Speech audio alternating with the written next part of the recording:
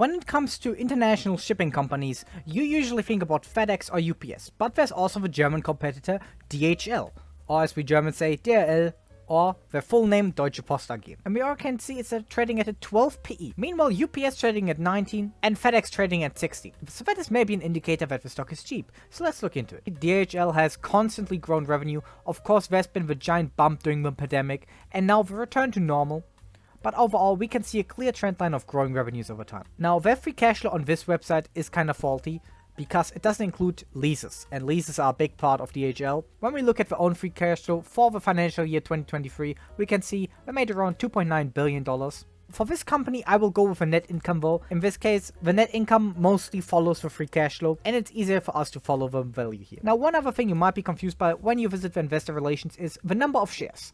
According to their website, it has basically not changed, but they include treasury shares, which means shares they bought back but didn't cancel yet. We can see that is a fact because shares stay flat year over year here, dividends stay flat over year, but the amount of dividends paid out in total has decreased. When we look at stock analysis, we can see their share account has slowly been trending downwards. They have had a few share buyback programs and they just started massively buying back shares. However, do not confuse it with this buyback program, the global share matching plan. Here they buy shares each year, but these shares are offered as company stock to employees. We can see while they have around 100 million per year in stock-based compensation, in European companies it's usually way different from American companies. These stocks are not issued as payment. For example, half your salary is cash, half is in shares.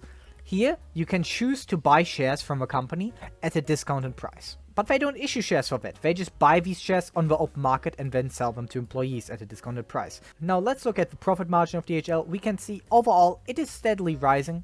Of course, it has its ups and downs, but we can see a clear upward trend. Of course, currently costs are kind of pressuring the margins. 2023 is not a good year for the shipping industry compared to the years before. We can see that at UPS, we can see it at FedEx. With DHL, it's mostly its business to business that is down. Business to business volumes are down 8%, 11%, and 4%. Meanwhile, business to consumer is still going strong, but here we can see as well the slowdown from the pandemic. Companies like DHL, FedEx, and UPS, shipping of course is cyclical. If the economy is doing good, more packages are being sent out. So if there's a down year right now compared to the years before, maybe it's a good time to buy.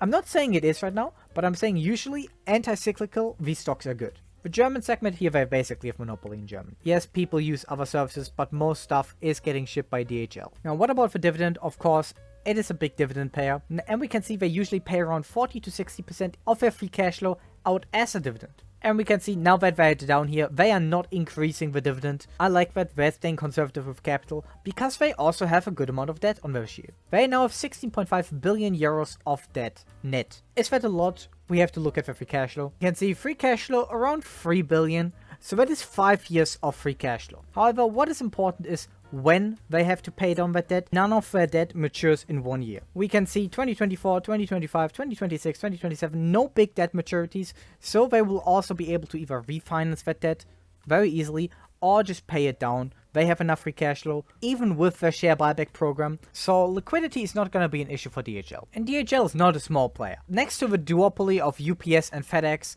they are another big competitor. Especially in Europe, they're very strong, but DHL is expanding currently everywhere in the world, so they're basically a competitor to UPS and FedEx. Now, I'm not gonna review UPS and FedEx today, but DHL is definitely a worthy competitor to both. It isn't over-leveraged, it has a long growth trend, great margin improvement, share buybacks are ramping up while paying out a nice dividend. One thing with a company that maybe some people do not like, the German government currently holds 16.45% of all the shares outstanding.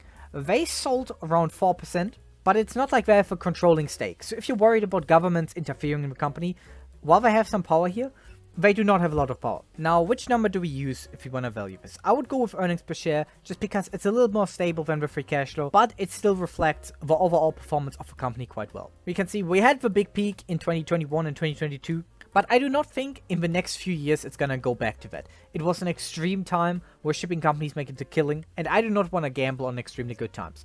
I would say the current 3 euros per share are a good value to start with. It just reflects that the core business has been growing, that they have bought back shares, so I will use 3 euros per share from now for this calculation. They pay around 60% of their earnings out in dividends.